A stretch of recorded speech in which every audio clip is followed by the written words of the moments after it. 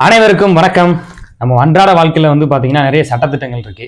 போற இடத்துல வர இடத்துல பைக்ல போகும்போது வீட்டுல யூஸ் பண்ற திங்ஸ் இது எல்லாத்துக்குமே வந்து பாத்தீங்கன்னா நம்ம சட்டத்துல வந்து ஒவ்வொரு ஆக்ட் இருக்கு. அப்படி ஒரு 5 ஆக்டை பத்தி தான் வந்து நம்ம நண்பை வந்து இப்போ வந்து பேச போறாப்புல. தமிழ் பட விஜய் மாதிரி வந்து வெள்ளை பேப்பர் எடு நண்பா, எடுத்து விடு. வெள்ளை பேப்பர் இல்ல, வெள்ளை சட்டை தான் இருக்கு. Hi hi hi hi hi. முதல் சட்டமா எதை பத்தி சொல்ல போற? நீங்க பைக்ல டிராவல் பண்ணிருக்கீங்களா? பண்ணிருக்கேன். ட்ரிங்க் அண்ட் டிரைவா? அதெல்லாம் நம்ம அந்த சொல்லில நம்ம இது பண்ணது கிடையாது. Okay. Motor vehicle act 1988 section 185 and 202 படி நம்மளோட 100 ml பிளட்ல 100 ml பிளட்ல வந்து 30 mg 30 mg ஆல்கஹால் ஆட் ஆயிருந்தாலும் போலீஸ் வந்து ஆக்ஷன் நம்ம மேல எடுக்கலாம். அதே மாதிரி இந்த ஆல்கஹால் பிரீத்திங் டெஸ்ட்டுக்கு நம்ம அவாய்ட் பண்ணாலும் முடியாது, மாட்டேன், நான் ரொம்ப ரோசமானவன், அதெல்லாம் முடியாதுன்னு நான் இங்க அவாய்ட் பண்ணாலும் அவங்க போலீஸ் நம்ம மேல சட்ட ரீதியா நடவடிக்கை எடுப்பாங்க. ஒத்துழைப்பு கொடுக்கணும், கொடுக்காத பட்சத்திலையும் நம்ம மேல நடவடிக்கை எடுப்பாங்க. ரீசெண்டா கூட நம்ம தெரிஞ்ச பையன் அவர் வந்து தண்ணி அடிச்சுட்டு வண்டியெல்லாம் உள்ள குடிச்சு போட்டாங்க. 10,000 ரூபாய் வரையும் வந்து ஃபைன் வாங்கினாங்க. அதுக்கடுத்து ஃபைன் கட்டலன்னா அதுக்கு என்ன அரெஸ்ட் அப்படின்றது அதை பத்தி நமக்கு சரியா தெரியல. ஆனா குடிச்சிட்டு போயிட்டு நீங்க வந்து அவங்க அந்த வாயில வந்து ஒரு ஸ்ப்ரே மாதிரி வைப்பானுங்க, அது ரெட் லைட்டு சிவப்பு லைட்லாம் எரியும். அதுக்கு ஒத்துழைப்பு கொடுக்கலனா அது மாதிரி குடிச்சிட்டு போனாலே வந்து டெஸ்ட் எடுத்து டிடி எடுத்து ஜிஹெச்ல வச்சு செக் பண்ணி பார்க்கும்போது உங்க பிளட்ல வந்துட்டு அது தானே நம்ம 100 ml பிளட்ல 30 mg ஆல்கஹால் ஆட் ஆயிருந்தாலும் நம்ம மேல சட்ட ரீதியா நடவடிக்கை போலீஸ் எடுக்கலாம். லீகலா முதல்ல வந்து சட்டம் பாயும். அதனால வந்து யாரும் குடிக்காதீங்க, குடிச்சாலும் வண்டி எடுத்துட்டு போகாதீங்க. ஏன்னா முக்குக்கு நம்ம நண்பர்கள்லாம் நிக்கிறாங்க. காவல்துறை உங்க நண்பன். அடுத்து இந்த 2வது ஆக்ட் என்ன, அதை சொல்லு. Pregnancy discrimination act 1978. நம்ம வீட்டுல யாராவது பிரெக்னன்ட் லேடி அந்த மாதிரி இருக்காங்களா? எனக்கு கல்யாணமே அவ்வளோப்பா. அப்படிங்களா? ஆமா. அதனால தாடி எல்லாம் வளர்க்குறீங்களா? இங்க மட்டும் என்ன இருக்கு? அதாவது பிரெக்னன்சி டிஸ்கிரிமினேஷன் ஆக்ட் 1917 படி ஒரு கம்பெனில ஒர்க் பண்ணக்கூடிய ஒரு உமன், கம்பெனில ஒர்க் பண்ணக்கூடிய ஒரு உமனுக்கு வந்து பிரெக்னன்சி டயத்துல வந்து அவங்கள வந்து வேலையை விட்டு நீக்கவோ அவங்களுக்கான சேலரியை கட் பண்ணவோ அப்படி ஏதாவது அந்த கம்பெனி மூவ் பண்ணாங்கன்னா, அவங்க வேலையை விட்டு நீக்கினாங்கன்னா அவங்க மேல இந்த பாதிக்கப்பட்ட பெண் அவங்க வந்து டைரக்டா கம்ப்ளைண்ட் பண்ணலாம். அப்படி கம்ப்ளைண்ட் பண்ணாங்கன்னா 3 year வரையும் சிறை தண்டனை இருக்கு. இது பிரைவேட்டுக்கும் பொருந்தும், கவர்மெண்ட் ஜாப்ஸுக்கு ரெண்டுக்குமே எல்லாத்துக்குமே பொருந்தும். 3 வருஷம் வந்து 3 வருஷம். ஏற்கனவே வந்து மக்கள் தொகையை வந்து பாத்தீங்கன்னா 140 கோடி போயிருச்சு. உலகத்திலேயே வச்சு 2வது இடம்ன்றாங்க மக்கள் தொகையில இந்தியாவுக்கு வந்துட்டு. இந்த மாதிரியான சட்டத்திட்டங்கள்லாம் இருந்துச்சுன்னு சொன்னா நம்ம நாட்டில் வந்து பூந்து விளையாடிட்டு தான் இருப்போம். இதுவே ஒரு வளர்ச்சி தானே. வளர்ச்சி எதையாவது நாடு வளருதுன்னு சந்தோஷப்பட்டுக்கிற வேண்டியது. 3வது ஆக்ட் என்ன? நம்ம வீட்டுல சிலிண்டர்லாம் இருக்குங்களா? கண்டிப்பா எல்லார் வீட்லயுமே இருக்கு. இந்த சிலிண்டருக்கு மானியம் கொடுக்கறது நிப்பாட்டி விட்டானுங்க. கேஸ் விலையெல்லாம் சொல்லவே தேவையில்லையே. நகை விலையை விட வந்து கேஸ் விலை கூடிக்கிட்டே போகுது நாளுக்கு நாள். இந்த சிலிண்டர் விபத்து இதெல்லாம் பாத்திருக்கீங்களா? கேள்விப்பட்டிருக்கேன், நேரடியா பார்த்தது இல்ல. பக்கத்து வீட்டுல வெடிச்சு இந்த மாதிரி சொல்லி கேள்வி. அவங்களுக்கு நிறைய உதவி எல்லாம் பண்ணிருக்கீங்களா? முதலுதவி பண்ணிருக்கேன். அப்படியா? ஆமா. அதை தவிர்த்து ஒரு மிகப்பெரிய உதவி நீங்க செய்யறா இருந்தா, நீங்க படிச்ச பையன் தானே? ஆமா. ஓகே.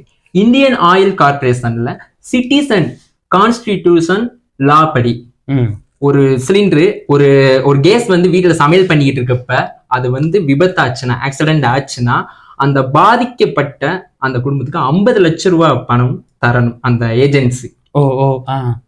அப்படி அவங்க வந்து எங்க இந்த மாதிரி ஆக்சிடென்ட் நடக்குதோ அடுத்து நீங்க உதவி பண்றாங்க நீங்க எடுத்து சொல்லி இந்த மாதிரி பண்ணுங்க. முதல் உதவி பண்ணுங்க, ஃபர்ஸ்ட் எய்ட் பண்ணிட்டு செகண்ட் அவங்களுக்கு பொருளாதார ரீதியா நீங்க இந்த ஒரு உதவியை பண்ணுங்க.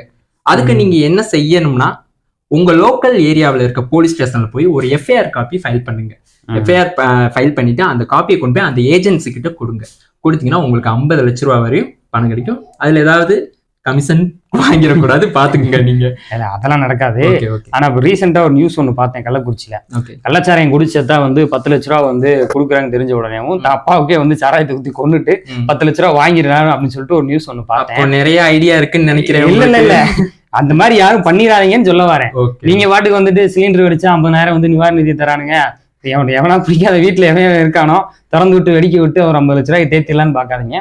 இப்படி ஒரு நிவாரண நிதி இருக்கு. சிலிண்டர் வெடிச்சு விபத்து ஏற்பட்டா அது என்ன, எந்த ஆக்ட் படி நண்பா?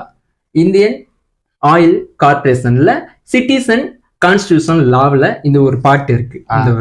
இந்த செக்ஷன் படி வந்து பாத்தீங்கன்னா அந்த ஏஜென்சில வந்து அது பாரத் கேஸ் யூஸ் பண்ணாலும் சரி, இந்தியன் கேஸ் யூஸ் பண்ணாலும் சரி, சிலிண்டர் வெடிச்சு விபத்தானா இந்த மாதிரியான ஒரு நிவாரண நிதி தரக்கூடிய ஒரு சட்ட அமைப்புகள் இருக்கு. தெரியாதவங்க இதை தெரிஞ்சுக்கங்க. இந்த மாதிரி வந்து ஆல்ரெடி தெரிஞ்சவங்க மற்றவங்க வந்து உதவி பண்ணுங்க. அந்த 4வது ஆக்ட் என்ன? 4வது ஆக்ட் அதை பாக்குறதுக்கு முன்னாடி ஒரு சின்னதா ஒரு உதாரணம். நீங்க எங்க டிராவல் பண்ணி போறப்ப ஏதோ ஒரு தண்ணி தவிக்குதுன்னா என்ன பண்ணீங்க? தண்ணி குடிக்கணும், ரொம்ப தாகமா இருக்கு, என்ன பண்ணீங்க? இன்னைக்கு எங்க நம்மலாம் முன்னாடி வந்து போனோம்னா எல்லா இடத்துலயும் வந்து ஒரு தெருக்குழாய் இருக்கும், குடிநீர்னு சொல்லி போட்டு எழுதிருப்பாங்க. இப்ப எங்க தண்ணி பாட்டில் தானே எல்லா பக்கமும். தண்ணி போய் 10 ரூபா 20 ரூபா தண்ணி பாட்டில் வாங்கி குடிக்கிறோம். ஓகே, நீங்க அது வாங்குற கடை பக்கத்துல ஏதாவது ஒரு ஹோட்டல், பெரிய ரெஸ்டாரண்ட் அப்படி ஏதாவது இருக்கு? இருக்கு. நம்ம அந்த மாதிரி நீங்க ஏன் அங்க போய் நீங்க அந்த தண்ணியோ இல்லைன்னா அதை யூஸ் பண்ண மாட்டேன்னு? நம்ம ஏரியாக்குள்ள போய் தெரிஞ்ச ஊருக்குள்ள குடிக்கலாம், நம்ம வயப்பா அப்படின்ட்டு விட்டுருவாங்க. சில இடங்கள்ல வந்து இவங்க இந்த கேஸ்டுக்காரங்களை உள்ள விட மாட்டேன்ற சிக்கல் கூட இருக்கு. ஆனா நிறைய 5 ஸ்டார் ஹோட்டல்ஸ்ல போனோம்னா அதுக்குமே வந்து பாத்தீங்கன்னா பில்லு இதெல்லாம் வந்து சிட்டியில சென்னையில இப்ப நம்ம இங்க இருந்து கம்பெனி மீட்டிங்காக போறோம்னா அங்கெல்லாம் வாங்குறாங்க அமௌண்ட். அங்கதான் தப்பு பண்றீங்க. இந்தியன் சார்ஸ் ஆக்ட் படி 1867 ஆக்ட் படி நீங்க ஒரு ஹோட்டலுக்கோ அல்லது ஒரு ரெஸ்டாரண்ட்டுக்குள்ளேயோ நுழையிறீங்கன்னா நீங்க ஒரு தாகத்துக்கு தண்ணியும் குடிக்கலாம், அங்க இருக்க ரெஸ்ட் ரூமையும் நீங்க யூஸ் பண்ணிக்கலாம், ஃப்ரீயாவே யூஸ் பண்ணலாம். அதுக்கு பில் பே பண்ணணும்னு அவசியம் கிடையாது. பில் பே பண்ணணும் அவசியம் கிடையாது. மீறி அவங்க பில் பே பண்ணணும்னாங்கன்னா அவங்கள சட்ட ரீதியா நீங்க லீகலா ஆக்ஷன் மூவ் பண்ணலாம். அதாவது நீங்க இந்த மாதிரி 5 ஸ்டார் ஹோட்டல்ஸோ அல்லது அதை விட வேற ஏதாவது கார்பரேட் ஹோட்டல்ஸ்ல உள்ள போகும்போது அங்க வந்து தண்ணிக்கும் ரெஸ்ட் ரூமுக்கும் வந்து காசு கிடையாது. அதுக்கு ஒரு சட்டப்படி வந்து நண்பர் வந்து சொல்றாப்புல, அதுபடி லீகலாவே நம்ம வந்து ஆக்ஷன் எடுக்கலாம். அதுக்கு மீறி அவங்க கேட்டாங்க அப்படின்னா தர முடியாதா அப்படின்னு சொல்லிட்டு வந்துகிட்டே இருங்க, பாத்துக்கலாம். 5வது ஆக்ட் வந்து இப்படி ஷார்ட்டா முடிக்க வேண்டிய விஷயம் இல்ல, அது ரொம்ப முக்கியத்துவமான ஆக்ட்.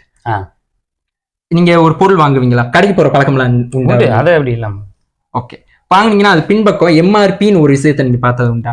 அது எப்படி எம்ஆர்பி பார்ப்பேன், எக்ஸ்பிரி டேட் பார்ப்பேன், பார்த்தானே வாங்குவேன். ஓகே, ரொம்ப நல்ல விஷயம். இதுல எம்ஆர்பில வந்து மேக்ஸிமம் ரீட்டைல் பிரைஸ் 2014 படி ஒரு பொருளுக்கு இதுதான் ரேட்டுன்னு ஃபிக்ஸட் ஆகி வந்திருக்கும். அதுக்கு மேல ₹1 ₹2 நம்ம கட்டணும்னு எந்த ஒரு அவசியமே கிடையாது. அதனால எம்ஆர்பியை பார்த்து நீங்க எந்த ஒரு பொருள் வாங்கினாலும் அது ₹30 பொருளை ₹35 வித்தாலும் நீங்க கேள்வி கேட்கலாம். அதுக்கான சட்ட ரீதியான நடவடிக்கைகளும் இருக்கு. உங்களுக்கு ₹1 சார்ஜ் அதிகமா பண்ணாலும் நீங்க அதை லீகலா மூவ் பண்ணலாம். இதுதான் அந்த எம்ஆர்பியோட மேக்ஸிமம் ரீட்டைல் பிரைஸ். இந்த சட்டம் எனக்கு சின்ன வயசுல இருக்கும் போதே தெரியாம போச்சு. ஏன்னா ₹10 ரீசார்ஜ் கார்டுக்கு ₹11 வாங்குவாங்க. அப்ப முன்னாடி அப்பயே தெரிஞ்சிருந்தா அந்த சட்டத்தை வச்சு பயன்படுத்தி லீகலா நான் ஏதாவது ஒரு ஆக்ஷன் கண்டிப்பா எடுத்திருக்கேன். ஆனா இப்ப இந்த குடிமக்கள்லாம் அந்த சட்டத்தை கேட்டு கண்டிப்பா பொங்கி எழுவாங்கன்னு நினைக்கிறேன். ஏன்னா அந்த டாஸ்மார்க் எல்லாம் வந்துட்டு ₹10 சேர்த்துவாங்க சொல்லி நிறைய பேர் என்கிட்ட சொல்லியிருக்காங்க. குடிமக்களுக்கு இந்த சட்டம் பொருந்துமா பொருந்தாதான்றது டாஸ்மார்க்ல நீங்க கேட்டு பார்த்து தெரிஞ்சுக்கங்க. நீ சரக்குக்கு ₹10 சேர்த்து வாங்கினேன்னா நான் லீகலா வந்து ஆக்ஷன் எடுப்பேன் அப்படின்னு சொல்லுங்க. அவன் செல்லையை சேர்ந்து அப்படியானா பேசாம போயிடணும். இல்ல அவன் பயந்தேன் அப்படின்னு சொன்னா அங்கேயும் அது பொருந்தும் அப்படின்னு சொல்லி வச்சுக்கோங்க. அது இல்லாம நண்பர் என்ன சொல்றாப்புல அப்படின்னா எம்ஆர்பிக்கு மேல ₹1 இல்ல 10 பைசா கூட சேர்த்து வாங்கினாலும் அதுக்கு லீகலா நம்மளால வந்து ஆக்ஷன் எடுக்க முடியும் அப்படின்ற விஷயத்த அவங்க சொல்றாப்புல.